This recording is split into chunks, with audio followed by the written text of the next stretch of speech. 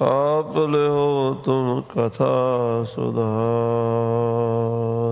ਸਤਨਾਮ ਸ੍ਰੀ ਵਾਹਿਗੁਰੂ ਸਾਹਿਬ ਜੀ। ਗੁਰ ਕੋ ਸ਼ਬਦ ਸ਼ਰਵਨ ਮਗ ਜਾਏ, ਹਿਰਦੇ ਪ੍ਰਵੇਸ਼ ਹੈ ਥਿਰਤਾ ਪਾਏ। ਸਨੈ ਸਨੈ ਸਿਖ ਮਨ ਜੋ ਮਲੀਨ, ਉਜਲ ਕਰਹਿ ਬਨਹਿ ਮਲਹੀਨ। ਵਾਹਿਗੁਰੂ ਜੀ ਕਾ ਖਾਲਸਾ, ਵਾਹਿਗੁਰੂ ਜੀ ਕੀ ਫਤਿਹ। ਗੁਰੂ ਕੀ ਸਾਜੀ ਨਵਾਜੀ। ਪਰਮ ਸਨਮਾਨ ਜੋ ਗੁਰੂ ਖਾਲਸਾ ਸਾਧ ਸੰਗਤ ਜੀਓ, ਸਤਿਗੁਰਾਂ ਦੀ ਪਾਵਨ ਪਵਿੱਤਰ ਹਜ਼ੂਰੀ 'ਚ ਹਾਜ਼ਰੀਆਂ ਭਰ ਕੇ ਆਪ ਜੀ ਨੇ ਗੁਰਬਾਣੀ ਦਾ ਆਨੰਦ ਮਾਣਿਆ, ਕੀਰਤਨ ਸਰਵਣ ਕੀਤਾ ਹੈ। ਆਓ ਹੁਣ ਮਹਾਰਾਜ ਸਾਹਿਬ ਜੀ ਛੇਵੇਂ ਪਾਤਸ਼ਾਹ ਮੇਰੀ ਪੀਰ ਦੇ ਮਾਲਕ ਗੁਰੂ ਹਰਗੋਬਿੰਦ ਸਾਹਿਬ ਜੀ, ਸਤਿਗੁਰਾਂ ਦੀ ਪਾਵਨ ਹਜ਼ੂਰੀ 'ਚ ਜਿਹੜੇ ਸਿੱਖ ਹਾਜ਼ਰ ਹੋਏ, ਉਹਨਾਂ ਦੇ ਪ੍ਰਸੰਗ, ਉਹਨਾਂ ਦੇ ਬਚਨ ਸਰਵਣ ਕਰੀਏ। ਢਾਕਾ ਬੰਗਲਾਦੇਸ਼ ਬਹੁਤ ਦੂਰ ਹੈ ਪੰਜਾਬ ਤੋਂ, ਉੱਥੋਂ ਚੱਲ ਕੇ ਗੁਰੂ ਕਾ ਸਿੱਖ ਮੋਹਣ ਸ੍ਰੀ ਅੰਮ੍ਰਿਤਸਰ ਸਾਹਿਬ ਦਰਸ਼ਨਾਂ ਨੂੰ ਆਇਆ ਹੈ। ਗੁਰੂ ਹਰਗੋਬਿੰਦ ਸਾਹਿਬ ਜੀ ਦੇ ਦਰਸ਼ਨ ਕਰਕੇ ਨਿਹਾਲ ਹੋਇਆ ਤੇ ਸਤਿਗੁਰੂ ਜੀ ਕੋਲ ਪ੍ਰਸ਼ਨ ਪੁੱਛਿਆ, ਮਹਾਰਾਜ ਕਿਰਪਾ ਕਰਕੇ ਦੱਸੋ ਕਿ ਅਜੀਬ ਦਾ ਸਰੂਪ ਕੀ ਹੈ, ਈਸ਼ਵਰ ਦਾ ਸਰੂਪ ਕੀ ਹੈ। ਮਹਾਰਾਜ ਕਹਿੰਦੇ, ਭਾਈ ਤੂੰ ਆਪਣਾ ਸਰੂਪ ਕੀ ਜਾਣਿਆ? ਕਹਿੰਦਾ, ਮਹਾਰਾਜ ਮੈਂ ਆਪਣੇ ਆਪ ਨੂੰ ਬੰਦਾ ਸਮਝਦਾ ਹਾਂ, ਮਨੁੱਖ ਸਮਝਦਾ ਹਾਂ, 2 ਹੱਥਾਂ ਵਾਲਾ, 2 ਪੈਰਾਂ ਵਾਲਾ, 2 ਅੱਖਾਂ, 2 ਕੰਨ, 5 ਗਿਆਨ ਇੰਦਰੇ, 5 ਕਰਮ ਇੰਦਰੇ ਸੰਯੁਕਤ ਮੈਂ ਮਨ ਬੁੱਧੀ ਜੀਵ ਬਣਿਆ ਹੋਇਆ ਹਾਂ। ਮਨ ਬੁੱਧੀ ਚੇਤਾ ਹੰਕਾਰ ਅੰਤਸ਼ਕਰਨ ਦੀਆਂ ਬਿਰਤੀਆਂ। ਮਹਾਰਾਜ ਦੱਸ ਰਹੇ, ਭਾਈ ਇਸ ਸਰੀਰ ਦੇ ਅੰਦਰ ਸਭ ਤੋਂ ਵੱਡੀ ਸ਼ਕਤੀ ਮਨ ਹੈ। ਸਰੀਰ ਕਰਕੇ ਗੁਰੂ ਔਰ ਸਿੱਖ ਇੱਕੋ ਜਿਹੇ ਹੁੰਦੇ ਹਨ। ਗੁਰੂ ਦਾ ਸਰੀਰ ਵੀ ਜਨਮ ਲੈਂਦਾ ਹੈ, ਗੁਰੂ ਦਾ ਸਰੀਰ ਵੀ ਸਮਾਂ ਪਾ ਕੇ ਬਿਨਸ ਜਾਂਦਾ ਹੈ। ਸਿੱਖ ਦਾ ਸਰੀਰ ਵੀ ਮਾਤਾ ਦੇ ਉਦਰ ਤੋਂ ਜਨਮ ਲੈਂਦਾ ਹੈ ਔਰ ਬਿਨਸ ਜਾਂਦਾ ਹੈ। ਇਸ ਕਰਕੇ ਗੁਰੂ ਔਰ ਸਿੱਖ ਦੀ ਸਰੀਰ ਕਰਕੇ ਭਿੰਨਤਾ ਨਹੀਂ, ਸਮਾਨਤਾ ਹੈ। ਆਤਮਾ ਕਰਕੇ ਵੀ ਅਕਾਲ ਪੁਰਖ ਦੀ ਜੋਤ ਗੁਰੂ ਵਿੱਚ ਵੀ ਹੈ, ਸਿੱਖ ਵਿੱਚ ਵੀ ਹੈ। ਇਸ ਕਰਕੇ ਆਤਮਾ ਕਰਕੇ ਵੀ ਸਮਾਨਤਾ ਹੈ। ਕਹਿੰਦੇ ਫਰਕ ਕਿੱਥੇ ਹੈ? ਫਰਕ ਮਨ ਕਰਕੇ ਹੈ। ਗੁਰੂ ਦਾ ਮਨ ਉਜਲ ਹੈ, ਸਿੱਖ ਦਾ ਮਨ ਕਾਲਾ ਹੈ। ਸਿੱਖ ਦੇ ਮਨ ਨੂੰ ਵਿਕਾਰਾਂ ਦੀ ਮੈਲ ਲੱਗੀ ਰਹਿੰਦੀ ਹੈ ਤੇ ਗੁਰੂ ਦਾ ਮਨ ਵਿਕਾਰਾਂ ਦੀ ਮੈਲ ਤੋਂ ਰਹਿਤ ਹੁੰਦਾ। ਇਹ ਭੇਦ ਹੈ। ਗੁਰੂ ਆਪਣੇ ਸਿੱਖਾਂ ਨੂੰ ਗੁਰਮੰਤਰ ਦੇ ਕੇ, ਨਾਮ ਜਪਾ ਕੇ ਉਹਨਾਂ ਦੇ ਮਨ ਵਿੱਚੋਂ ਮੈਲ ਨੂੰ ਕੱਢਦਾ ਹੈ। ਮਨ ਨਿਰਮਲ ਹੋਈ ਜਾਂਦਾ, ਹੌਲੇ ਹੌਲੇ ਭਾਂਡਾ ਸਾਫ਼ ਹੋਈ ਜਾਂਦਾ ਹੈ, ਸ਼ੀਸ਼ਾ ਸਾਫ਼ ਹੋਈ ਜਾਂਦਾ ਹੈ, ਉਹਦੇ ਵਿੱਚੋਂ ਪਰਮੇਸ਼ਰ ਦੀ ਜੋਤ ਦਿਸਦੀ ਹੈ। ਆਓ ਆਪਣੇ ਬਚਨ ਮਹਾਰਾਜ ਛੇਵੇਂ ਪਾਤਸ਼ਾਹ ਦੀ ਰਸਨਾ ਤੋਂ ਹੀ ਸਰਵਣ ਕਰੀਏ, ਜੋ ਮਹਾਰਾਜ ਨੇ ਭਾਈ ਮੋਹਣ ਨੂੰ ਸੁਣਾਏ। ਸਾਡੇ ਵੀ ਕਲਿਆਣ ਵਾਲੇ ਬਚਨ ਹਨ। ਪ੍ਰੇਮ ਨਾਲ ਆਖੀਏ, ਸਤਨਾਮ ਸ੍ਰੀ ਵਾਹਿਗੁਰੂ ਸਾਹਿਬ ਜੀ, ਸਤਨਾਮ ਸ੍ਰੀ ਵਾਹਿਗੁਰੂ ਸਾਹਿਬ ਜੀ। ਗੁਰ ਕੋ ਸ਼ਬਦ ਸ਼ਰਵਨ ਮਗ ਜਾਏ। ਜਦੋਂ ਗੁਰੂ ਦਾ ਬਚਨ, ਗੁਰੂ ਦਾ ਸ਼ਬਦ ਕੰਨਾਂ ਥਾਣੀ ਅੰਦਰ ਜਾਂਦਾ ਹੈ, ਹਿਰਦੇ ਪ੍ਰਵੇਸ਼ ਹੈ ਥਿਰਤਾ ਪਾਏ। ਕੰਨਾਂ ਦੁਆਰਾ ਹੋ ਕੇ ਗੁਰੂ ਦਾ ਸ਼ਬਦ ਹਿਰਦੇ 'ਚ ਪ੍ਰਵੇਸ਼ ਕਰਦਾ ਹੈ। ਕੰਨਾਂ ਨਾਲ ਸੁਣਨਾ ਪੈਂਦਾ ਹੈ ਤੇ ਕੰਨਾਂ ਰਾਹੀਂ ਬਚਨ ਗੁਰੂ ਦਾ ਹਿਰਦੇ 'ਚ ਪ੍ਰਵੇਸ਼ ਕਰਦਾ ਤੇ ਹਿਰਦੇ 'ਚ ਟਿਕ ਜਾਂਦਾ। ਜਦੋਂ ਜਾ ਕੇ ਸਨੈ ਸਨੈ ਸਿਖ ਮਨ ਜੋ ਮਲੀਨ। ਹੌਲੇ ਹੌਲੇ ਸਹਿਜੇ ਸਹਿਜੇ ਜੋ ਸਿੱਖ ਦੇ ਮਨ ਦੀ ਮਲੀਨਤਾ ਹੈ, ਜੋ ਸਿੱਖ ਦਾ ਮਨ ਮੈਲਾ ਹੋਇਆ ਪਿਆ ਹੈ, ਉਜਲ ਕਰਹਿ ਬਨਹਿ ਮਲਹੀਨ। ਵਾਹਿਗੁਰੂ ਵਾਹਿਗੁਰੂ ਵਾਹਿਗੁਰੂ ਵਾਹਿਗੁਰੂ ਜਪਦਿਆਂ ਹੋਇਆਂ ਬਾਣੀ ਸੇਵਾ ਸਿਮਰਨ ਜਪ ਤਪ ਕਰਦਿਆਂ ਹੋਇਆਂ ਗੁਰੂ ਕੇ ਸ਼ਬਦ ਦੀ ਪਵਿੱਤਰਤਾ ਦਾ ਅਸਰ ਪੈਂਦਾ ਹੈ। ਕਲਾ ਵਰਤਦੀ ਹੈ, ਮਨ ਦੀ ਮੈਲ ਧੋਈ ਜਾਂਦੀ ਹੈ, ਹੌਲੇ ਹੌਲੇ ਮਨ ਸਾਫ਼ ਹੁੰਦਾ ਜਾਂਦਾ ਹੈ। ਪੁਨ ਆਪਣੋ ਸਿੱਖ ਰੂਪ ਪਛਾਨੈ, ਫਿਰ ਸਿੱਖ ਆਪਣੇ ਆਪ ਨੂੰ ਪਛਾਣ ਲੈਂਦਾ, ਆਪਣੀ ਆਤਮਾ ਨੂੰ ਪਛਾਣ ਲੈਂਦਾ ਹੈ। ਦੇਹ ਅਹੰਤਾ ਸਗਰੀ ਹਾਨੈ, ਹੌਲੇ ਹੌਲੇ ਉਹਦੇ ਦੇਹ ਹੰਗਤਾ ਮਿਟ ਜਾਂਦੀ ਹੈ। ਆਪਣੇ ਆਪ ਨੂੰ ਸਰੀਰ ਸਮਝਣਾ ਇਹ ਉਹਦੇ ਵਿੱਚੋਂ ਨਿਕਲ ਜਾਂਦਾ ਹੈ। ਆਪਣੇ ਆਪ ਨੂੰ ਆਤਮ ਰੂਪ ਜਾਣ ਲੈਂਦਾ, ਹੌਲੇ ਹੌਲੇ ਹੁੰਦਾ, ਇੱਕਦਮ ਨਹੀਂ। ਵਾਹਿਗੁਰੂ ਵਾਹਿਗੁਰੂ ਵਾਹਿਗੁਰੂ ਵਾਹਿਗੁਰੂ ਜਪਦਿਆਂ ਇੱਕ ਐਸੀ ਅਵਸਥਾ ਹੁੰਦੀ ਹੈ ਜਦੋਂ ਆਪਣੇ ਆਪ ਨੂੰ ਸਰੀਰ ਤੋਂ ਵੱਖਰਾ ਦੇਖਿਆ ਜਾਂਦਾ ਹੈ। ਸਰੀਰ ਤੋਂ ਬਾਹਰ ਹੋ ਕੇ ਸਰੀਰ ਨੂੰ ਇੱਦਾਂ ਵੀ ਇਹ ਤਾਂ ਮੈਂ ਨਹੀਂ, ਇਹ ਮੇਰਾ ਨਹੀਂ, ਇਹ ਤਾਂ ਮੇਰਾ ਕਿਰਾਏ ਦਾ ਮਕਾਨ ਹੈ, ਮੈਂ ਇਹਦੇ ਵਿੱਚ ਰਹਿ ਕੇ ਚਲੇ ਜਾਣਾ, ਮੈਂ ਇਸ ਸਰੀਰ ਤੋਂ ਵੱਖਰਾ ਹਾਂ, ਭਿੰਨ ਹਾਂ। ਐਸੀ ਅਵਸਥਾ ਪ੍ਰਗਟ ਹੁੰਦੀ ਹੈ। ਲੱਖ ਜੀਵ ਅਰ ਈਸ਼ਰ ਕੇਰਾ, ਈਸ਼ਵਰ ਦਾ ਔਰ ਜੀਵ ਦਾ ਜੋ ਲਖਿਆ ਅਰਥ ਹੈ, ਸਤ ਚਿਤ ਆਨੰਦ ਇੱਕ ਹੈ ਹੇਰਾ। ਉਹ ਸਤ ਚਿਤ ਆਨੰਦ ਇੱਕੋ ਹੀ ਹੈ। ਦੋ ਅਰਥ ਹੁੰਦੇ ਨੇ, ਇੱਕ ਹੁੰਦਾ ਲਕਸ਼ਿਆ ਅਰਥ, ਇੱਕ ਹੁੰਦਾ ਵਾਚਿਆ ਅਰਥ। ਇਹ ਸਾਧ ਸੰਗਤ ਜੀ, ਜਦੋਂ ਅਸੀਂ ਵਿਦਾਂਤ ਦੇ ਗ੍ਰੰਥ ਪੜ੍ਹਦੇ ਹਾਂ ਉਹਦੇ ਵਿੱਚ ਬੜੇ ਵਿਸਥਾਰ ਨਾਲ ਇਹ ਗੱਲਾਂ ਸਮਝਾਈਆਂ ਜਾਂਦੀਆਂ। ਜਿੰਨਾ ਚਿਰ ਇਹਨਾਂ ਗੱਲਾਂ ਦੀ ਸਮਝ ਨਹੀਂ ਆਉਂਦੀ ਉਹਨਾਂ ਚਿਰ ਆਤਮਾ ਦਾ ਅਤੇ ਨਿਰਾਤਮਾ ਦਾ, ਯਾਨੀ ਆਤਮ ਸਰੂਪ ਦਾ ਅਤੇ ਜੜ ਦਾ ਭੇਦ ਪਤਾ ਨਹੀਂ ਲੱਗਦਾ। ਇਹ ਨਿਰਣਾ ਕਰਨ ਵਾਸਤੇ ਵਿਚਾਰ ਸਾਗਰ ਆਦਿ ਗ੍ਰੰਥਾਂ ਵਿੱਚ ਵਿਸਥਾਰ ਨਾਲ ਸਮਝਾਇਆ ਗਿਆ ਹੈ। ਲਕਸ਼ਣਾ ਅਰਥ ਹੁੰਦਾ ਹੈ ਲੱਛਣਾ ਕਰਕੇ ਜੋ ਅਰਥ ਕੀਤਾ ਜਾਵੇ, ਅਤੇ ਸ਼ਕਿਆ ਅਰਥ ਜਾਂ ਵਾਚਿਆ ਅਰਥ ਹੁੰਦਾ ਜਿਹੜਾ ਸਿੱਧਾ ਹੀ, ਜਿਵੇਂ ਕਿਸੇ ਨੇ ਆਖਿਆ ਘੋੜਾ, ਅਤੇ ਸੁਣਨ ਵਾਲੇ ਦੇ ਕੰਨਾਂ 'ਚ ਘੱਗਾ ਅਤੇ ਡਾੜਾ ਦੋ ਅੱਖਰ ਪਏ ਹਨ। ਘੋੜਾ ਬੋਲਣ ਦੇ ਨਾਲ ਸੁਣਨ ਵਾਲੇ ਨੂੰ ਪਤਾ ਲੱਗ ਗਿਆ ਵੀ ਚਾਰ ਪੈਰਾਂ ਵਾਲਾ, ਇੱਕ ਪੂਛ ਵਾਲਾ, ਸਵਾਰੀ ਦੇ ਕੰਮ ਆਉਂਦਾ ਹੈ, ਤੇਜ਼ ਦੌੜਦਾ ਹੈ, ਐਸਾ ਇੱਕ ਪਸ਼ੂ ਹੈ ਜਿਸ ਨੂੰ ਘੋੜਾ ਕਹਿੰਦੇ। ਇਹ ਤਾਂ ਹੋ ਗਿਆ ਵਾਚਿਆ ਅਰਥ, ਸ਼ਕਿਆ ਅਰਥ। ਇੱਕ ਹੁੰਦਾ ਲਕਸ਼ਣਾ ਅਰਥ, ਉਹ ਫਿਰ ਲੱਛਣਾਂ ਨਾਲ ਲਾਏ। ਤਿੰਨ ਤਰ੍ਹਾਂ ਦੀ ਲੱਛਣਾ ਹੈ, ਜੈਤੀ ਅਜੈਤੀ ਔਰ ਭਾਗ ਤਿਆਗ। ਜਿਵੇਂ ਜੈਤੀ ਲੱਛਣਾ ਹੈ, ਕਿਸੇ ਨੇ ਆਖਿਆ ਗੁਰਦੁਆਰਾ ਸਿੰਘ ਸਭਾ ਟਾਲਵੁੱਡ ਰੋਡ ਦੇ ਉੱਤੇ ਹੈ, ਰੈਂਟਨ ਦੇ ਵਿੱਚ, ਤਾਂ ਉਹ ਕਹਿੰਦੇ ਵੀ ਹੁਣ ਜੇ ਆਪਾਂ ਇਹਦਾ ਸ਼ਕਿਆ ਅਰਥ ਕਰੀਏ ਤਾਂ ਹੋਣਾ ਨਹੀਂ, ਕਿਉਂਕਿ ਰੋਡ ਦੇ ਉੱਤੇ ਗੁਰਦੁਆਰਾ ਬਣਾਓਗੇ ਤਾਂ ਕਾਰਾਂ ਕਿੱਥੋਂ ਲੰਘਣਗੀਆਂ? ਗੱਡੀਆਂ ਲੰਘ ਰਹੀਆਂ ਨੇ, ਉਹ ਕਿਵੇਂ ਲੰਘਣਗੀਆਂ? ਗੁਰਦੁਆਰਾ ਰੋਡ ਦੇ ਉੱਤੇ ਹੋਣ ਦਾ ਮਤਲਬ ਉੱਤੇ ਨਹੀਂ, ਸਾਈਡ 'ਤੇ ਹੈ। ਇਹਨੂੰ ਕਹਿੰਦੇ ਆ ਜੈਤੀ ਲਕਸ਼ਣਾ। ਇੱਕ ਹੁੰਦੀ ਹੈ ਅਜੈਤੀ ਲਕਸ਼ਣਾ। ਜਿਵੇਂ ਕਿਸੇ ਨੇ ਆਖਿਆ ਲਾਲ ਦੌੜਦਾ ਹੈ, ਹੁਣ ਲਾਲ ਤੇ ਰੰਗ ਹੈ, ਲਾਲ ਰੰਗ ਦੌੜ ਨਹੀਂ ਸਕਦਾ, ਤਾਂ ਇਹਦਾ ਅਰਥ ਕੱਢਾਂਗੇ ਵੀ ਲਾਲ ਰੰਗ ਦਾ ਘੋੜਾ ਦੌੜਦਾ, ਜਾਂ ਲਾਲ ਰੰਗ ਦਾ ਟਰੱਕ ਦੌੜਦਾ, ਜਾਂ ਲਾਲ ਸਿੰਘ ਦੌੜਦਾ ਜਿਹਦਾ ਨਾਮ ਲਾਲ ਹੈ, ਪਰ ਲਾਲ ਰੰਗ ਨਹੀਂ ਦੌੜਦਾ। ਇਹ ਦੂਜੀ ਅਜੈਤੀ। ਤੀਜੀ ਭਾਗ ਤਿਆਗ ਲੱਛਣ ਹੈ, ਕੁਝ ਹਿੱਸੇ ਛੱਡ ਕੇ ਲੱਛਣ ਲੱਭ ਲੈਣੇ।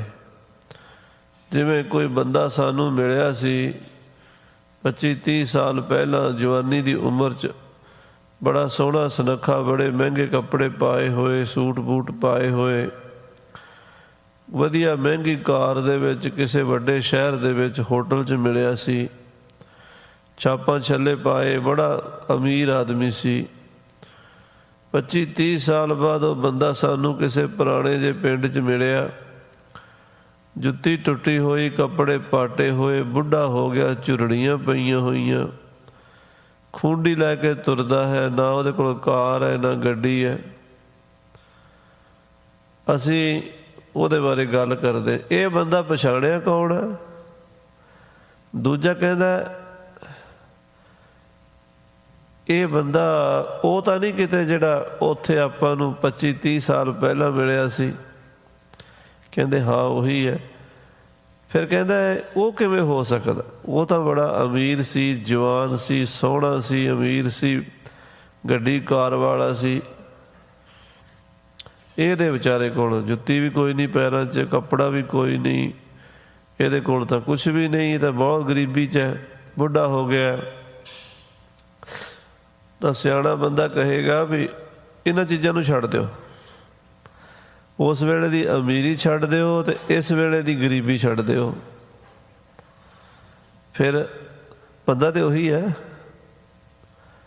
ਬੰਦਾ ਤੇ ਬਦਲਿਆ ਨਹੀਂ, ਬੰਦਾ ਤਾਂ ਉਹੀ ਹੈ। ਉਸ ਵੇਲੇ ਦੀ ਅਮੀਰੀ ਛੱਡ ਦਿਓ, ਇਸ ਵੇਲੇ ਦੀ ਗਰੀਬੀ ਛੱਡ ਦਿਓ, ਬੰਦਾ ਉਹੀ ਹੈ। ਇਹਨੂੰ ਕਹਿੰਦੇ ਆ ਜੀ ਲਕਸ਼ਣਾ ਬਿਰਤੀ ਕਰਕੇ, ਭਾਗ ਤਿਆਗ ਲਕਸ਼ਣਾ ਬਿਰਤੀ ਕਰਕੇ ਅਰਥ ਕਰਨੇ। ਜਦੋਂ ਅਸੀਂ ਵਾਹਿਗੁਰੂ ਪਰਮੇਸ਼ਰ ਬ੍ਰਹਮ ਵੱਲ ਦੇਖਦੇ ਹਾਂ, ਉਹਦੀ ਸ਼ਕਤੀ ਬੇਅੰਤ ਹੈ, ਸਰਬੱਗ ਹੈ, ਮਾਇਆ ਸਹਿਤ ਹੈ, ਪਾਵਰਫੁੱਲ ਹੈ। ਤੇ ਜਿਹੜਾ ਜੀਵ ਹੈ, ਜੀਵ ਵਿਚਾਰਾ ਅਲਪੱਗ ਹੈ, ਗਰੀਬੜਾ ਜਿਹਾ ਹੈ, ਮਾੜੂਆ ਜਿਹਾ ਹੈ।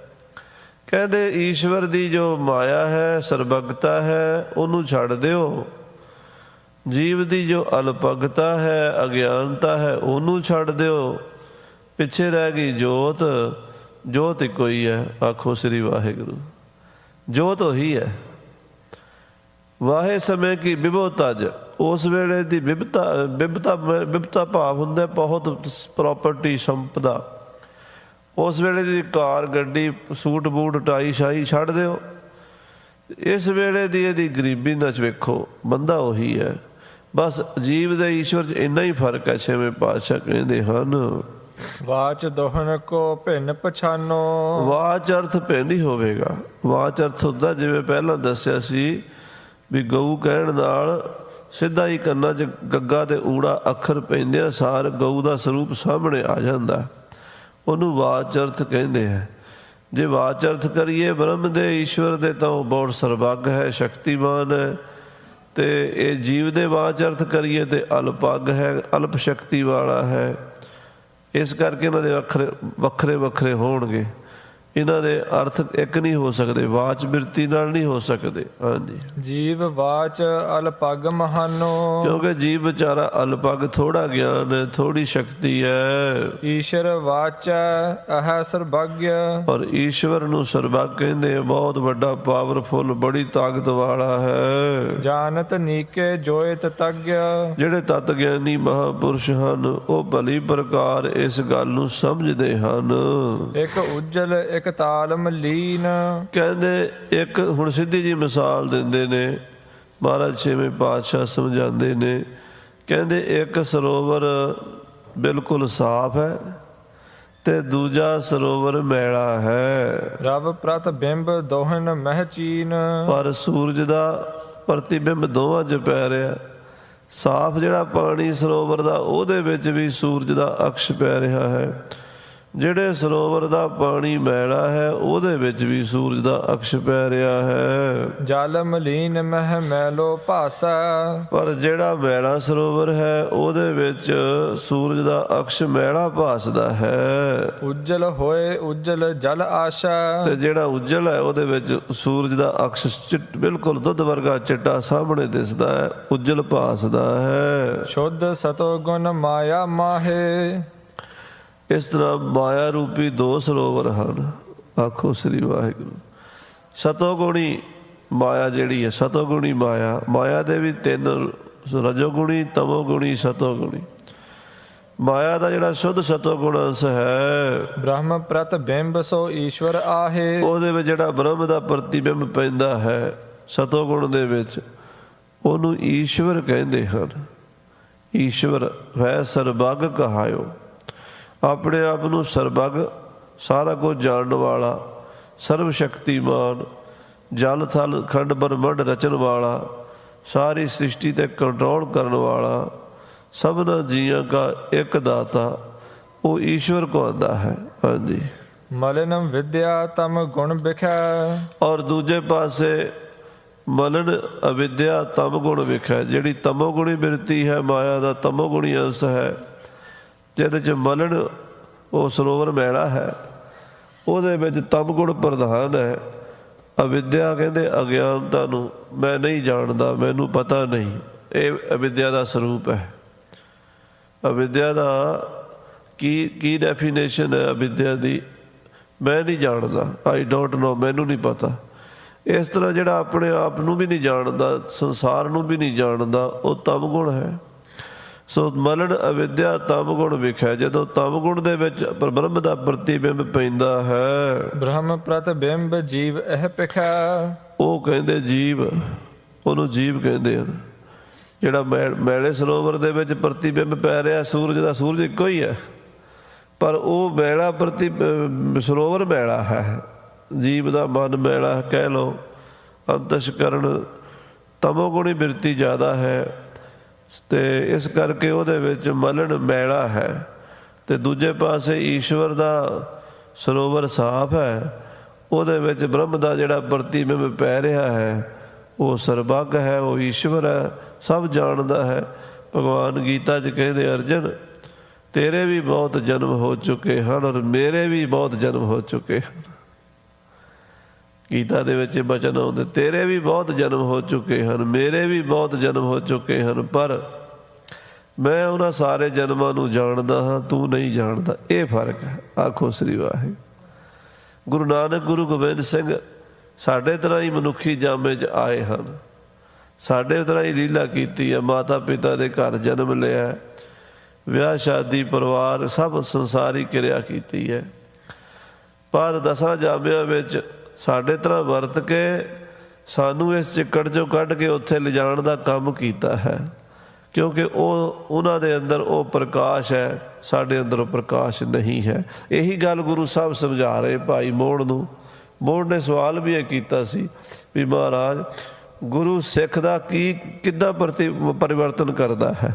ਗੁਰੂ ਦਾ ਰੋਲ ਕੀ ਹੈ? ਗੁਰੂ ਦੀ ਡਿਊਟੀ ਕੀ ਹੈ? ਮਹਾਰਾਜ ਕਹਿੰਦੇ ਗੁਰੂ ਇਹ ਕੰਮ ਕਰਦਾ ਹੈ ਕਿ ਤਾਮਸੀ ਬਿਰਤੀ ਵਾਲੇ ਨੂੰ, ਤਮੋਗੁਣੀ ਜੀਵ ਨੂੰ ਉਹ ਸਤੋਗੁਣ ਸਰੂਪ ਵਿੱਚ, ਗਿਆਨ ਸਰੂਪ ਵਿੱਚ ਲੈ ਜਾਂਦਾ ਹੈ। ਇਹ ਗੱਲ ਹੁਣ ਮਹਾਰਾਜ ਸਮਝਾ ਰਹੇ ਵੀ ਹੁੰਦੀ ਕਿਵੇਂ ਹੈ। ਹਾਂਜੀ। ਈਸ਼ਰ ਮਹਿ ਖਟ ਗੁਣ ਕੋ ਜਾਨ। ਮਹਾਰਾਜ ਕਹਿੰਦੇ ਈਸ਼ਵਰ 'ਚ 6 ਗੁਣ ਹਨ, ਜੀਵ 'ਚ 6 ਅਵਗੁਣ ਹਨ, 6 ਵਿਕਾਰ ਹਨ। ਉਹਦੇ ਵਿੱਚ 6 ਗੁਣ ਹਨ ਈਸ਼ਵਰ ਦੇ ਵਿੱਚ। ਜਾਂ ਤੇ ਕਹੀਤ ਹੈ ਭਗਵਾਨ। ਇਸ ਕਰਕੇ ਉਹਨੂੰ ਭਗਵਾਨ ਕਹਿੰਦੇ ਨੇ। ਉਹਦੇ 'ਚ 6 ਗੁਣ ਨੇ। ਉਹਨੂੰ ਭਾਗਾਂ ਵਾਲਾ, ਭਾਗਿਆਵਾਨ, ਉਹ ਪਰਮੇਸ਼ਰ ਵਾਹਿਗੁਰੂ ਈਸ਼ਵਰ ਸਰਬੱਗ ਸਭ ਬੜੇ ਉਹਦੇ ਵਿਸ਼ੇਸ਼ਣ ਲੈ ਕੇ ਉਹਦੀ ਉਪਾਸਨਾ ਕੀਤੀ ਜਾਂਦੀ ਹੈ। ਉਹਨੂੰ ਭਗਵਾਨ ਤਾਂ ਕਹਿੰਦੇ ਨੇ ਕਿ ਉਹ 'ਚ 6 ਗੁਣ ਹਨ। ਖਟ ਵਿਕਾਰ ਜੁਤ ਜੀਵ ਰਹੰਤ। ਔਰ ਜੀਵ ਦੇ ਵਿੱਚ 6 ਵਿਕਾਰ ਹਨ। ਉਹਦੇ 'ਚ 6 ਗੁਣ ਹਨ ਤੇ ਜੀਵ ਵਿੱਚ 6 ਵਿਕਾਰ ਹਨ। ਭਿੰਨ ਭਿੰਨ ਸੁਣ ਸਭ ਬਿਰਤੰਤ। ਮਹਾਰਾਜ ਛੇਵੇਂ ਪਾਤਸ਼ਾਹ ਕਹਿੰਦੇ ਭਾਈ ਮੋਹਣ ਸੁਣ, ਸਾਰੀ ਗੱਲ ਵੱਖਰੀ ਵੱਖਰੀ ਕਰਕੇ ਸਮਝਾਉਂਦੇ ਆ ਤੈਨੂੰ। ਜਸ ਐਸ਼ਵਰਜ ਵਿਰਾਗ ਉਦਾਰ। ਈਸ਼ਵਰ ਦੇ 6 ਗੁਣ ਕਿਹੜੇ ਨੇ? ਜਸ, ਉਹਦਾ ਜਸ ਹੈ ਸਾਰੇ ਪਾਸੇ, ਸਦਾ ਤੋਂ ਉਹਦਾ ਜਸ ਹੀ ਹੋ ਰਿਹਾ, ਉਹਦਾ ਕੀਰਤਨ ਹੋ ਰਿਹਾ, ਉਹਦੀ ਮਹਿਮਾ ਹੋ ਰਹੀ ਹੈ, ਉਹਦਾ ਜਸ ਫੈਲਿਆ ਹੋਇਆ। ਜਸ ਵੇਦ ਪੁਰਾਣੀ ਗਾਇਆ, ਵੇਦਾਂ ਪੁਰਾਣਾ ਨੇ ਵੀ ਉਹਦਾ ਜਸ ਗਾਇਆ। ਦੂਜਾ ਐਸ਼ਵਰਜ। ਐਸ਼ਵਰਜ ਕਹਿੰਦੇ ਨੇ ਵੀ ਸਾਰੀ ਸਮੱਗਰੀ ਘਰ 'ਚ ਹੋਣੀ, ਘਰ ਦੇ ਵਿੱਚ ਐਸ਼ੋ ਆਰਾਮ ਦਾ ਸਾਰਾ ਸਾਧਨ ਹੋਣਾ, ਹਰ ਚੀਜ਼ ਹੋਣੀ, ਭਰਿਆ ਹੋਵੇ ਘਰ ਜੇ ਦਾ, ਉਹਨੂੰ ਕਹਿੰਦੇ ਬੜਾ ਐਸ਼ਵਰਜ ਹੈ ਇਹਦੇ ਕੋਲ। ਐਸ਼ਵਰਜ ਨਾਲ ਹੀ ਈਸ਼ਵਰ ਹੁੰਦਾ। ਈਸ਼ਵਰ ਦੇ 6 ਗੁਣ ਕਿਹੜੇ ਨੇ? ਪਹਿਲਾ ਹੈ ਜਸ। ਉਹਦਾ ਜਸ ਹੀ ਜਸ ਹੈ, ਉਹਦੀ ਸੋਭਾ ਹੀ ਸੋਭਾ ਹੈ। ਦੁਨੀਆ ਦੀ ਕੋਈ ਤਾਕਤ ਉਹਦੀ ਨਿੰਦਾ ਨਹੀਂ ਕਰ ਸਕਦੀ, ਉਹਨੂੰ ਮੈਲਾ ਨਹੀਂ ਕਰ ਸਕਦੀ, ਉਹਦੀ ਸੋਭਾ ਘਟਾ ਨਹੀਂ ਸਕਦੀ। ਉਹਦਾ ਜਸ ਹੀ ਜਸ। ਔਰ ਦੂਸਰਾ ਐਸ਼ਵਰਜ ਸਹਿਤ ਹੈ। ਤੀਜਾ ਗੁਣ ਕਿਹੜਾ ਹੈ? ਵਿਰਾਗ ਹੈ। ਕਿਸੇ ਚੀਜ਼ ਨਾਲ ਵੀ ਮੋਹ ਨਹੀਂ। ਆਖੋ ਸ੍ਰੀ ਵਾਹਿਗੁਰੂ। ਉਹਦੇ ਵਾਸਤੇ ਸਾਰੀ ਦੁਨੀਆ ਪੈਦਾ ਹੋ ਜਾਏ, ਮਰ ਜਾਏ, ਖੱਪ ਜਾਏ, ਉਹਨੂੰ ਕੋਈ ਫਰਕ ਨਹੀਂ ਪੈਂਦਾ। ਬੈਰਾਗ ਹੈ ਔਰ ਉਦਾਰ, ਉਹਦਾ ਦਿਲ ਖੁੱਲ੍ਹਾ ਹੈ। ਦੇਂਦਾ ਦੇ ਲੈਂਦੇ ਥੱਕ ਪਾਹੇ, ਜੁਗਾ ਜੁਗੰਤਰ ਖਾਹੀ ਖਾਹੇ।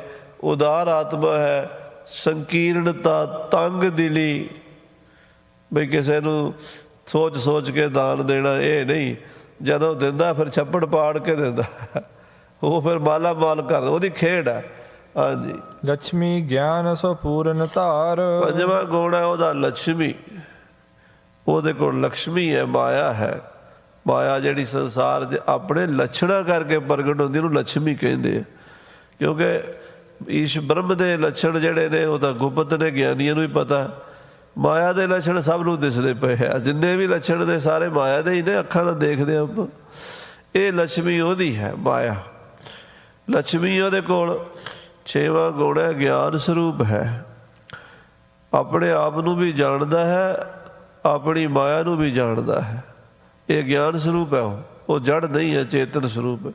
ਈਸ਼ਵਰ ਦੇ 6 ਗੁਣ ਜਸ, ਐਸ਼ਵਰਜ, ਵੈਰਾਗ, ਉਦਾਰਤਾ, ਲక్ష్ਮੀ ਔਰ ਗਿਆਨ, ਈਸ਼ਵਰ ਦੇ ਗੁਣ ਹਨ। ਹਾਂਜੀ, ਖਟ ਵਿਕਾਰ ਜਨਮਨ ਅਰ ਮਰਨੇ।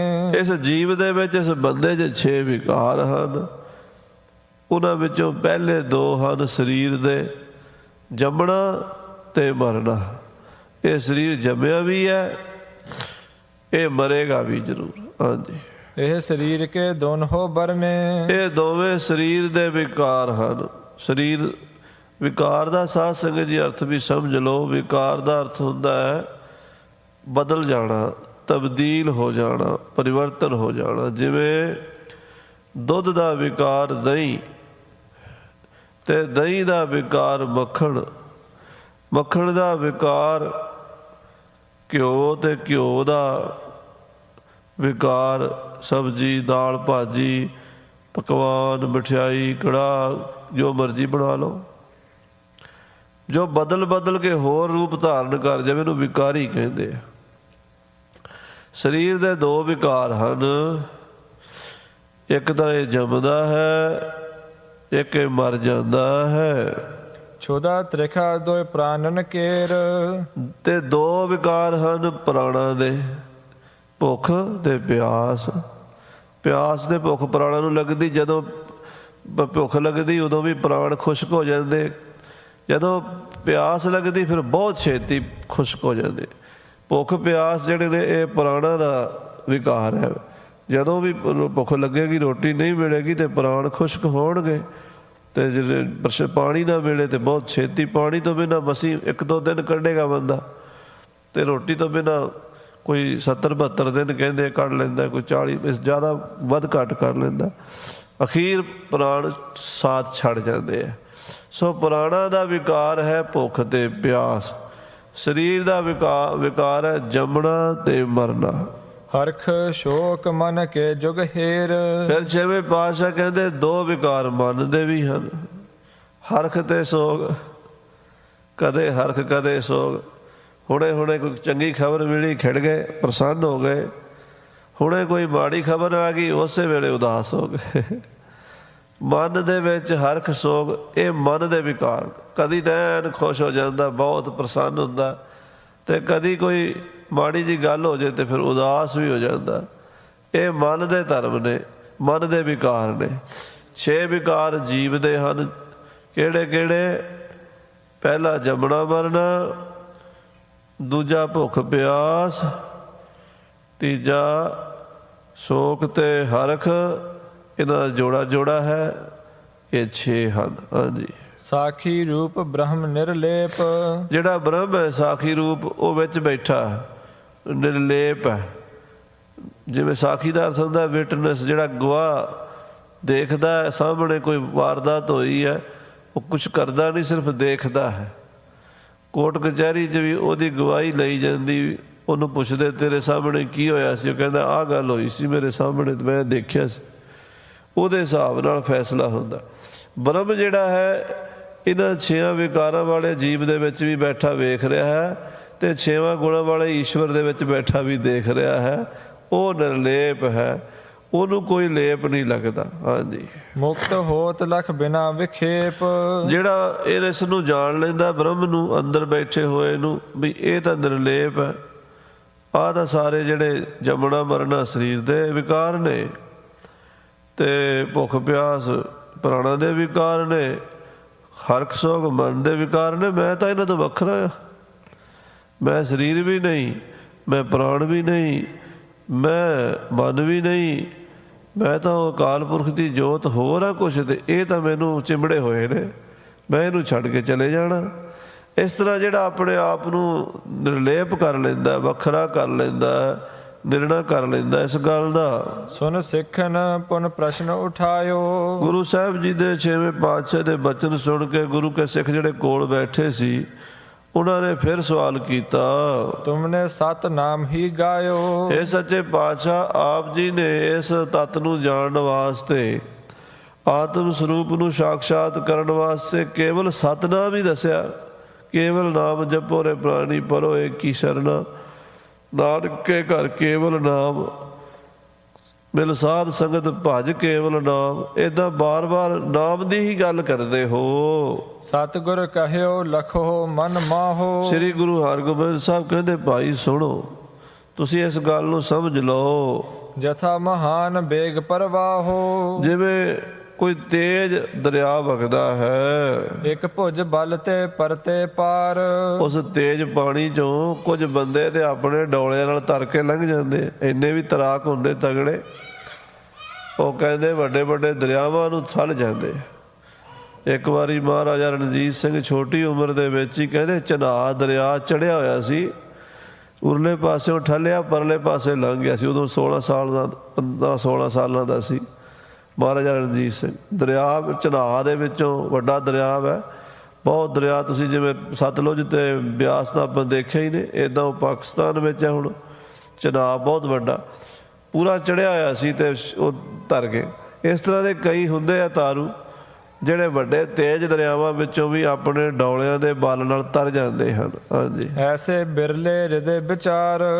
ਇਹੋ ਜਿਹੇ ਜਿਹੜੇ ਦਰਿਆ ਤਰਨ ਵਾਲੇ ਵੱਡੇ ਤੈਰਾਕ ਵਿਰਲੇ ਹੁੰਦੇ ਆ, ਲੱਖਾਂ ਵਿੱਚੋਂ ਕੋਈ ਇੱਕ ਅੱਧਾ ਹੁੰਦਾ, ਸਾਰੇ ਥੋੜਾ ਤਰ ਲੈਣਗੇ ਦਰਿਆਵਾਂ ਨੂੰ। ਹਾਂਜੀ, ਚੜ ਬੇਰੇ ਪਰ ਸਭ ਕੋ ਤਰਾ। ਪਰ ਜੇ ਬੇੜਾ ਹੋਵੇ ਸਾਰੇ ਹੀ ਤਰ ਜਾਂਦੇ। ਜਿਹਨੂੰ ਤਰਨਾ ਨਹੀਂ ਵੀ ਆਉਂਦਾ ਉਹ ਵੀ ਤਰ ਜਾਂਦਾ ਬੇੜੇ ਤੇ ਬਹਿ ਕੇ। ਹਾਂਜੀ, ਸੁਖ ਕੇ ਸਾਥ ਪਾਰ ਸੋ ਪਰਾ। ਉਹ ਸੁੱਖ ਨਾਲ ਪਾਰ ਲੰਘ ਜਾਂਦਾ। ਜਿਹਨੂੰ ਜਹਾਜ਼ ਮਿਲ ਜਾਵੇ, ਸ਼ਿਪ ਮਿਲ ਜਾਵੇ, ਬੇੜੀ ਮਿਲ ਜਾਵੇ, ਉਹ ਬੇੜੀ 'ਚ ਬਹਿ ਕੇ, ਕਿਸ਼ਤੀ 'ਚ ਬਹਿ ਕੇ ਲੰਘ ਜਾਂਦਾ। ਹਾਂਜੀ, ਤਿਮ ਜਾਣੋ ਸਤਨਾਮ ਜਹਾਜੂ। ਮਹਾਰਾਜ ਕਹਿੰਦੇ, ਭਾਈ ਸਤਨਾਮ ਸ੍ਰੀ ਵਾਹਿਗੁਰੂ, ਇਹ ਬਾਬੇ ਨਾਨਕ ਨੇ ਜਹਾਜ਼ ਬਣਾਇਆ। ਵਾਹਿਗੁਰੂ ਨਾਮ ਜਹਾਜ਼ ਹੈ, ਚੜ੍ਹੇ ਸੋ ਉਤਰੇ ਪਾਰ। ਇਹ ਜਹਾਜ਼ ਹੈ ਭਾਈ। ਜਪਤ ਪੁਰ ਹੈ ਸਭ ਮਨ ਕੇ ਕਾਜੂ। ਜਦੋਂ ਵਾਹਿਗੁਰੂ ਵਾਹਿਗੁਰੂ ਵਾਹਿਗੁਰੂ ਵਾਹਿਗੁਰੂ ਵਾਹਿਗੁਰੂ ਜਪੀਦਾ ਨਾ, ਤੇ ਮਨ ਦੇ ਸਾਰੇ ਕੰਮ ਪੂਰੇ ਕਰਦਾ। ਮਨ ਦੀਆਂ ਸਾਰੀਆਂ ਵਾਸ਼ਨਾਵਾਂ ਨੂੰ,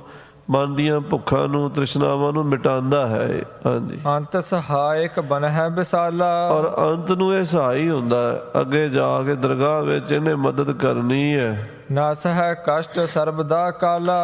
ਔਰ ਸਾਰੇ ਕਸ਼ਟ ਜਿਹੜੇ ਹਨ, ਸਰਬ ਦਾ ਕਾਲ, ਸਦਾ ਸਦਾ ਤੋਂ ਜਿਹੜੇ ਦੁੱਖ ਕਸ਼ਟ ਹਨ, ਉਹ ਕੱਟ ਦਿੰਦਾ ਹੈ। ਹਾਂਜੀ, ਕਲ ਮਹਿ ਇਸਕੇ ਸਮ ਨਹਿ ਦੂਜਾ। ਕਲਯੁਗ ਦੇ ਵਿੱਚ ਇਹਦੇ ਬਰਾਬਰ ਹੋਰ ਕੋਈ ਨਹੀਂ।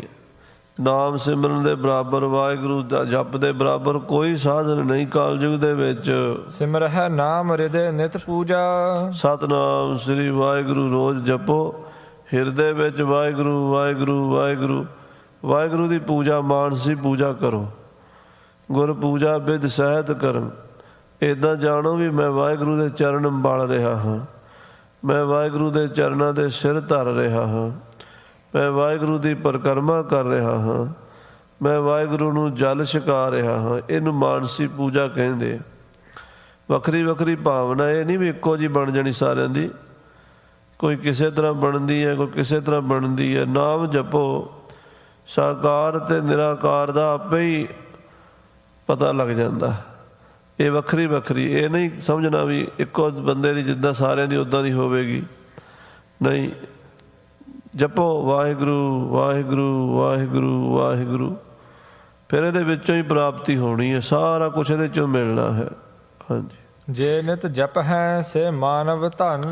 ਮਹਾਰਾਜ ਛੇਵੇਂ ਪਾਤਸ਼ਾਹ ਕਹਿੰਦੇ ਜਿਹੜੇ ਨਿਤ ਜਪਦੇ ਨੇ ਵਾਹਿਗੁਰੂ ਵਾਹਿਗੁਰੂ ਵਾਹਿਗੁਰੂ, ਉਹ ਬੰਦੇ ਧਨ ਹਨ। ਨਾਮ ਜਪਣ ਵਾਲੇ ਧਨ ਧਨ ਧਨ ਜਨ ਆਇਆ, ਜਿਸ ਪ੍ਰਸਾਦ ਸਭ ਜਗਤ ਤਰਾਇਆ। ਆਪ ਵੀ ਜਪਦੇ ਆ, ਦੂਜਿਆਂ ਨੂੰ ਵੀ ਜਪਾਉਂਦੇ ਹਨ ਤੇ ਤਾਰ ਦਿੰਦੇ ਹਨ। ਲਿਵ ਲਾਗੇ ਪ੍ਰਭ ਹੋਏ ਪ੍ਰਸੰਨ। ਨਾਮ ਜਪਦਿਆਂ ਜਪਦਿਆਂ ਜਪਦਿਆਂ ਇੱਕ ਦਿਨ ਟਾਈਮ ਆਵੇਗਾ, ਤੁਹਾਡੀ ਲਿਵ ਲੱਗ ਜਾਏਗੀ, ਵਾਹਿਗੁਰੂ ਪ੍ਰਸੰਨ ਹੋ ਜਾਏਗਾ, ਕਿਰਪਾ ਕਰੇਗਾ। ਜਦੋਂ ਉਹਦੀ ਕਿਰਪਾ ਹੋਵੇਗੀ ਬਸ ਫਿਰ ਪੌਂ 12 ਹੋ ਜਾਣਗੀਆਂ, ਫਿਰ ਤਾਂ ਮੁਕਤੀ ਹੋ ਗਈ। ਕਿਰਪਾ ਵਿੱਚ ਹੀ ਸਾਰਾ ਕੁਛ ਹੈ। ਖੋਲ ਕਿਬਾਰਾ ਮਹਿਲ ਬੁਲਾਇਆ, ਜੈਸਾ ਸਾ ਤੈਸਾ ਦਿਖਲਾਇਆ। ਮਹਾਰਾਜ ਅਕਾਲ ਪੁਰਖ ਦਰਵਾਜ਼ਾ ਖੋਲ੍ਹ ਦਿੰਦਾ ਤੇ ਆਪਣੇ ਅੰਦਰ ਬੁਲਾ ਲੈਂਦਾ। ਅੰਦਰ ਬੁਲਾ ਕੇ ਜੈਸਾ ਸਰੂਪ ਹੈ ਵਾਹਿਗੁਰੂ ਦਾ, ਉਹੋ ਜਿਹੇ ਵਾਹਿਗੁਰੂ ਦੇ ਸਰੂਪ ਦੇ ਦਰਸ਼ਨ ਹੁੰਦੇ ਹੈ, ਪ੍ਰਤੱਖ ਪਤਾ ਲੱਗ ਜਾਂਦਾ ਹੈ। ਗ੍ਰਸਤੀ ਰਹਿ ਕੇ ਹੋਏ ਸੰਨਿਆਸੀ। ਇਹੋ ਜਿਹਾ ਨਾਮ ਜਪਣ ਵਾਲਾ, ਵਾਹਿਗੁਰੂ ਵਾਹਿਗੁਰੂ ਜਪਣ ਵਾਲਾ, ਭਾਵੇਂ ਗ੍ਰਸਤੀ ਰਵੇ ਤੇ ਭਾਵੇਂ ਸੰਨਿਆਸੀ ਹੋ ਜੇ, ਘਰ-ਬਾਰ 'ਚ ਰਵੇ ਜਾਂ ਘਰ-ਬਾਰ ਛੱਡ ਦੇਵੇ, ਦੋਵੇਂ ਹੀ ਪ੍ਰਵਾਨ ਹਨ। ਹਾਂਜੀ। ਜਪੈ ਨਾਮ ਨਹਿ ਜਮ ਕੀ ਫਾਸੀ। ਨਾਮ ਜਪੇ ਉਹਨੂੰ ਜਮਾਂ ਦੀ ਫਾਹੀ ਨਹੀਂ ਪੈਣੀ। ਗੁਰੂ ਘਰ ਦੇ ਵਿੱਚ ਬਹੁਤ ਸਾਰੇ ਗੁਰਸਿੱਖ ਗ੍ਰਸਤੀ ਹੋਏ ਹਨ, ਗ੍ਰਸਤ ਨੂੰ ਉੱਤਮ ਮੰਨਿਆ ਗਿਆ, ਪਰ ਕਈ ਗੁਰਸਿੱਖ ਮਹਾਂਪੁਰਸ਼ ਬਿਅੰਗਮ ਬਿਰਖਤ ਵੀ ਹੋਏ ਹਨ। ਜਿਵੇਂ ਬਾਬਾ ਸ੍ਰੀ ਚੰਦ ਜੀ ਸਤਿਗੁਰਾਂ ਦੇ ਸਾਹਿਬਜ਼ਾਦੇ, ਪਹਿਲੀ ਪਾਤਸ਼ਾਹੀ ਗੁਰੂ ਨਾਨਕ ਦੇਵ ਜੀ ਦੇ, ਉਹ ਗ੍ਰਸਤੀ ਨਹੀਂ ਹੋਏ, ਬਿਰਖਤ ਰਹੇ ਹਨ। ਉਹਨਾਂ ਨੇ ਬਿਰਖਤ ਰਹਿ ਕੇ ਨਾਮ ਜਪਿਆ, ਬੇਅੰਤ ਬੇਅੰਤ ਜੀਵਾਂ ਦਾ ਉਹਨਾਂ ਨੇ ਵੀ ਕਲਿਆਣ ਕੀਤਾ। ਫਿਰ ਭਾਈ ਸਾਹਿਬ ਭਾਈ ਗੁਰਦਾਸ ਜੀ ਮਹਾਰਾਜ ਦੇ ਮਹਾਨ ਸਿੱਖ ਹੋਏ ਨੇ, ਜਿਨ੍ਹਾਂ ਨੇ ਬਾਣੀ ਲਿਖੀ ਹੈ, ਅਤੇ ਗੁਰੂ ਗ੍ਰੰਥ ਸਾਹਿਬ ਦੀ ਬਾਣੀ ਵੀ ਉਹਨਾਂ ਨੇ ਲਿਖੀ ਹੈ। ਕਲਮ ਦੇ ਨਾਲ ਉਹਨਾਂ ਦੀ ਨਾਲ ਗੁਰੂ ਗ੍ਰੰਥ ਸਾਹਿਬ ਸੰਪੂਰਨ ਹੋਇਆ। ਉਹ ਬਿਰਖਤ ਰਹੇ ਨੇ, ਵਿਆਹ ਨਹੀਂ ਕਰਾਇਆ। ਹਾਲਾਂਕਿ ਲਿਖਿਆ ਹੈ ਵੀ ਸਕਲ ਧਰਮ ਮੈਂ ਗ੍ਰਸਤ ਪ੍ਰਧਾਨ ਹੈ, ਪਰ ਆਪ ਸ਼ਾਦੀ ਨਹੀਂ ਕਰਾਈ, ਕਿਉਂਕਿ ਸਾਰੀ ਉਮਰ ਸੇਵਾ ਵਿੱਚੋਂ ਹੀ ਫੁਰਸਤ ਨਹੀਂ ਮਿਲੀ। ਸੇਵਾ ਪ੍ਰਚਾਰ ਦੀ ਕੀਤੀ, 4 ਪਾਤਸ਼ਾਹੀਆਂ ਦੀ ਸੇਵਾ ਕੀਤੀ, ਗੁਰੂ ਅਮਰਦਾਸ ਸਾਹਿਬ ਤੋਂ ਲੈ ਕੇ ਗੁਰੂ ਹਰਗੋਬਿੰਦ ਸਾਹਿਬ ਤੱਕ। ਫਿਰ 10ਵੇਂ ਪਾਤਸ਼ਾਹ ਦੇ ਸਮੇਂ ਵੀ 2 ਮਹਾਨ ਗੁਰਸਿੱਖਾਂ ਦਾ ਜ਼ਿਕਰ ਹੈ, ਭਾਈ ਸਾਹਿਬ ਭਾਈ ਮਨੀ ਸਿੰਘ ਜੀ ਔਰ ਬਾਬਾ ਦੀਪ ਸਿੰਘ ਜੀ।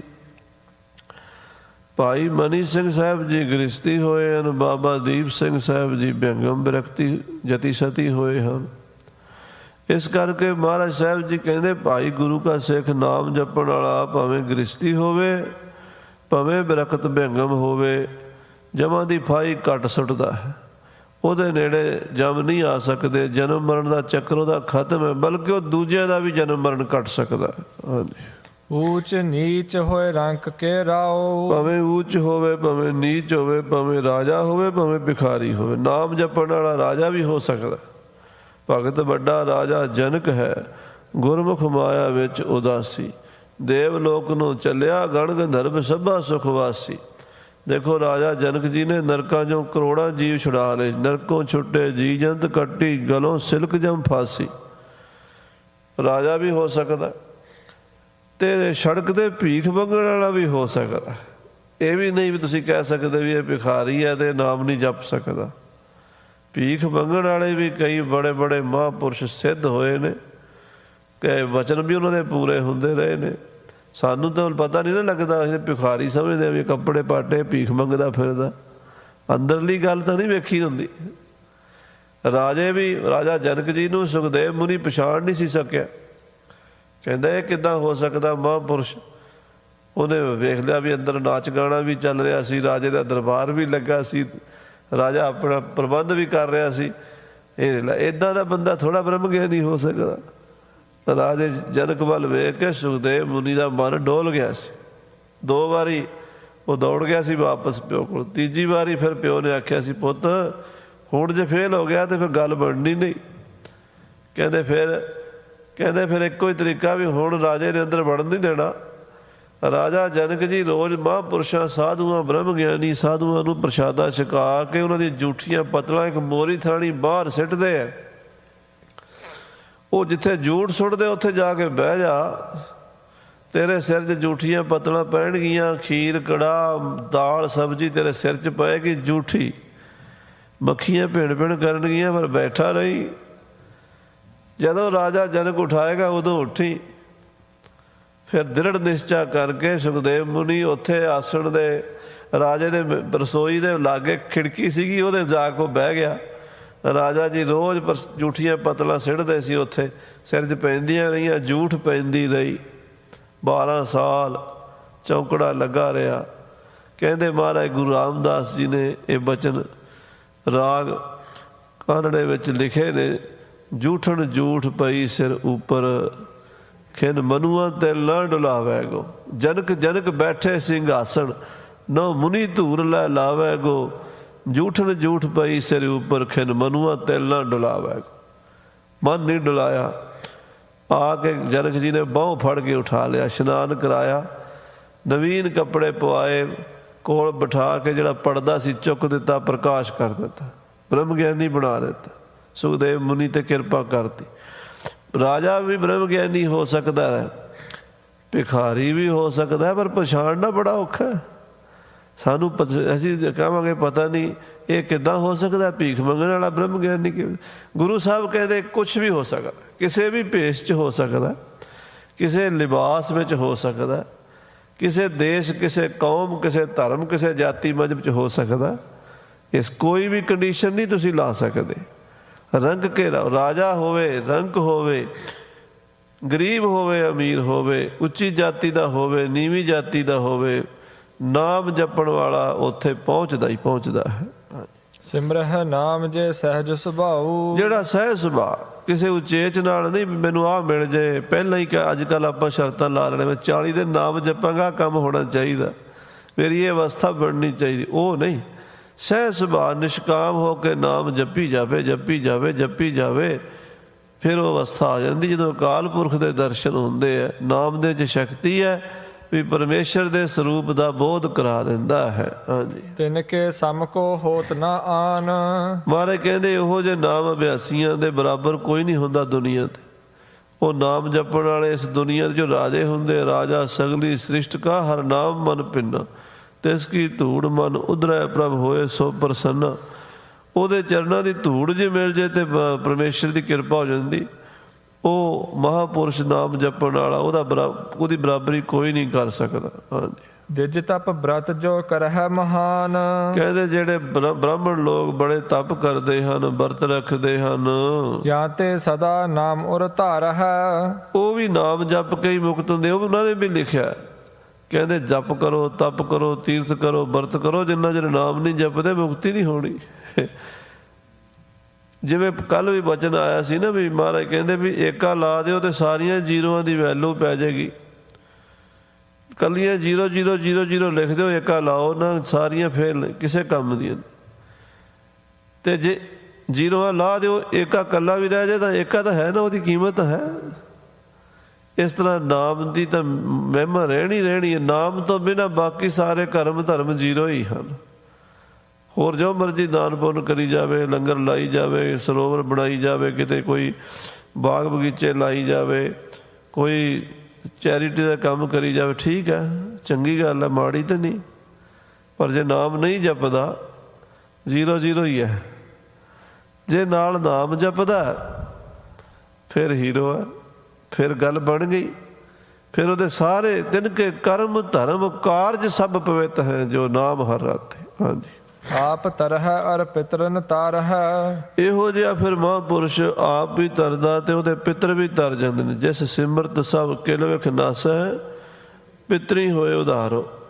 ਉਹਦੇ ਪਿਓ ਦਾਦੇ ਪੜਦਾਦੇ ਉਹਦੇ ਸਭ ਦਾ ਕਲਿਆਣ ਹੋ ਜਾਂਦਾ, ਉਧਾਰ ਹੋ ਜਾਂਦਾ।